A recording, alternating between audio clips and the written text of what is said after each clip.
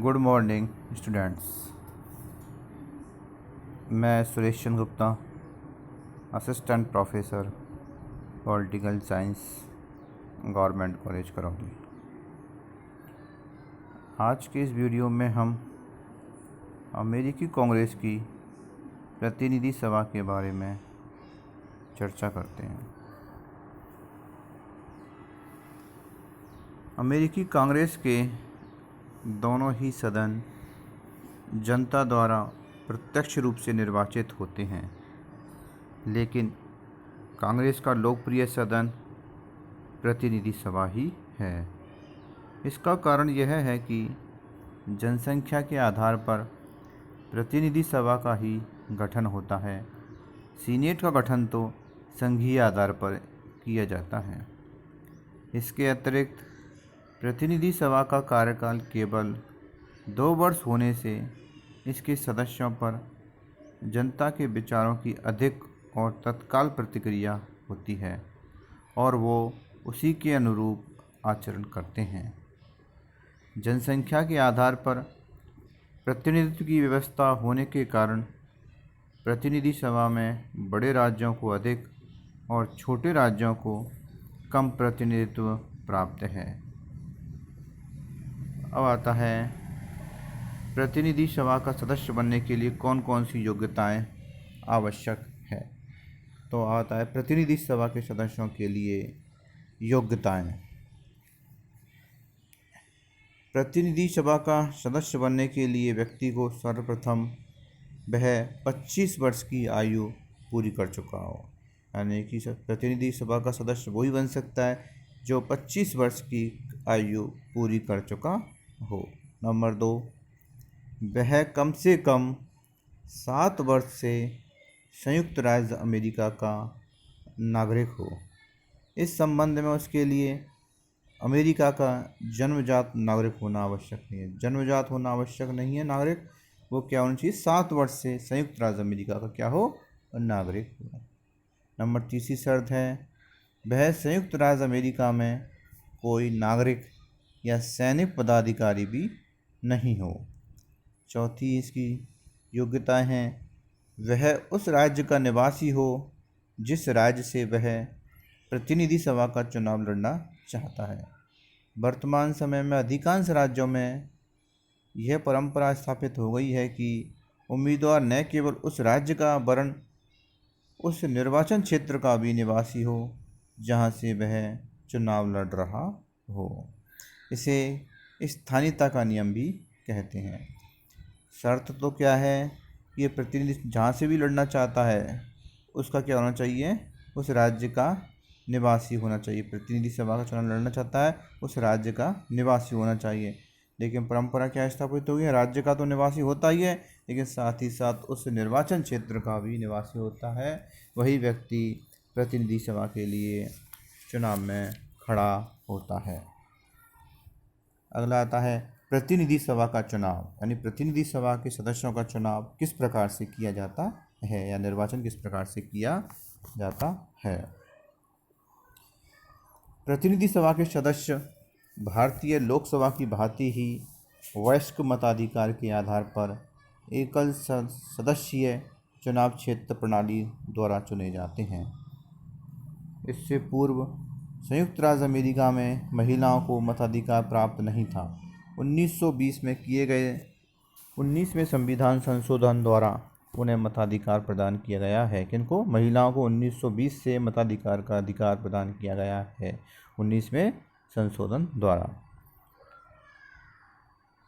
1964-65 में नागरिक मताधिकार अधिनियम पारित करते हुए अशिक्षित हब्सियों को भी मताधिकार प्रदान कर दिया गया है।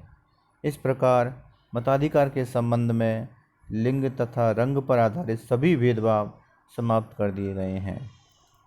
26वें संविधान संशोधन के अनुसार अब अमेरिका में 18 वर्ष की आयु प्राप्त प्रत्येक स्त्री और पुरुष को मताधिकार प्राप्त है। यानी कि जो भी 18 वर्ष की आयु प्राप्त कर लेता है उसे मताधिकार का अधिकार प्राप्त है, यानी मत देने का अधिकार प्राप्त है। मतदाता बनने के लिए यह भी जरूरी है कि वह व्यक्ति उस राज्य में कुछ समय तक रहा हो। यह अवधि विभिन्न राज्यों में 6 माह से लेकर 2 वर्ष तक है। कहने का तात्पर्य यह प्रतिनिधि सभा का जो चुनाव होता है वो वयस्क मताधिकार के आधार पर एकल सदस्य चुनाव प्रणाली द्वारा किया जाता है और उसमें सभी वयस्क लोगों को मत का अधिकार प्राप्त है। अब आता है प्रतिनिधि सभा का कार्यकाल। प्रतिनिधि सभा का कार्यकाल 2 वर्ष है और इस निश्चित अवधि को न तो कम किया जा सकता है और न ही बढ़ाया जा सकता है। प्रतिनिधि सभा को अवधि के पूर्व विघटित भी नहीं किया जा सकता है। मतलब प्रतिनिधि सभा का कार्यकाल जो है 2 वर्ष निश्चित है और एक बार प्रतिनिधि सभा का निर्वाचन हो जाता है तो ना तो इसकी अवधि को कम किया जा सकता है 2 वर्ष से और ना ही बढ़ाया जा सकता है। अब आता है इसका प्रतिनिधि सभा की गणपूर्ति या गणापूर्ति। प्रतिनिधि सभा की गणापूर्ति कुल सदस्यों के बहुमत होती है, यानी कुल सदस्य जितने हैं उसके बहुमत 50% से अधिक हो तो उसको गणापूर्ति माना जाता है, तब प्रतिनिधि सभा की बैठक आरंभ की जा सकती है। इसके बाद आता है प्रतिनिधि सभा का अधिवेशन। अमेरिकी संविधान के 20वें संशोधन के अनुसार कांग्रेस का प्रति वर्ष एक अधिवेशन अवश्य होगा, यानी कांग्रेस यानी प्रतिनिधि सभा और सीनेट से मिलकर कांग्रेस बनती है, उसका प्रत्येक एक अधिवेशन जो है प्रति वर्ष आयोजित किया जाएगा तथा यह जनवरी की दोपहर से प्रारंभ होगा तथा यह 3 जनवरी की दोपहर से प्रारंभ होता है। 3 जनवरी फिक्स कर रखी है तो 3 जनवरी की दोपहर से प्रारंभ होगा। कांग्रेस के दोनों सदनों का अधिवेशन उस समय तक चलता रहता है जब तक कि उसके सदस्य अधिवेशन के स्थगन के लिए मत न दें। दोनों सदनों का अधिवेशन एक साथ स्थगित होता है। दोनों सदनों का क्या अधिवेशन एक साथ ही बुलाया जाता है और एक साथ ही स्थगित होता है। यदि दोनों सदन एक ही तिथि पर स्थगन के लिए सहमत न हो तो राष्ट्रपति स्थगन की तिथि निश्चित करते हैं। राष्ट्रपति किसी विशिष्ट उद्देश्य के लिए दोनों सदनों का विशेष अधिवेशन भी बुला सकते हैं। कोई विशेष परिस्थिति आ जाता है, विशिष्ट उद्देश्य होता है तो उसके लिए दोनों सदनों का विशिष्ट अधिवेशन भी बुलाया जा सकता है राष्ट्रपति के द्वारा। अब अमेरिका में क्या होता है, एक नई प्रथा है जिसको कहते हैं जेरीमैंडरिंग। इस पर अक्सर क्वेश्चन पूछा जाता है तो जेरीमैंडरिंग क्या है तो उसके बारे में मैं आपको बता देता हूँ। जेरीमैंडरिंग प्रतिनिधि सभा के गठन से संबंधित एक प्रथा जेरीमैंडरिंग है। प्रतिनिधि सभा के सदस्य एक सदस्य निर्वाचन क्षेत्र से चुने जाते हैं और चुनाव क्षेत्रों का निर्धारण अमेरिका में राज्य विधानमंडलों का उत्तरदायित्व है।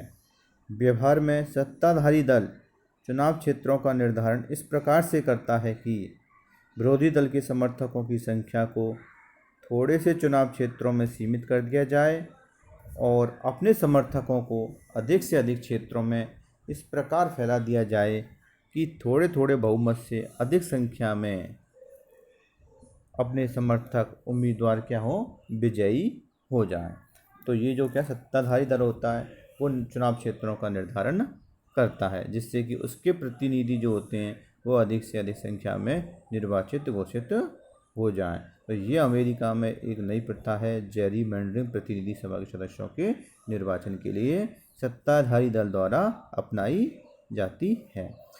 इस जेरीमैंडरिंग के संबंध में मुनरो ने कहा है कि अमेरिकी राजनीति में जेरीमैंडरिंग एक दूषित तत्व रहा है तथा जनता की भावनाएं धीरे धीरे इसके विरुद्ध होती जा रही हैं। यदि आज कोई दल इसका प्रयोग करता है तो स्वयं उसके लिए विनाशकारी सिद्ध होता है। तो जेरीमैंडरिंग एक तरह से अमेरिकी संविधान में क्या है, बुराई के रूप में प्रस्तुत है या बुराई के रूप में मानी जाती है।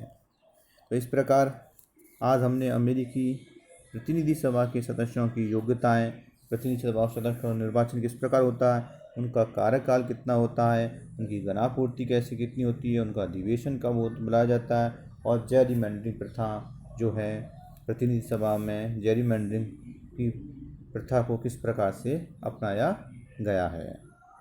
धन्यवाद।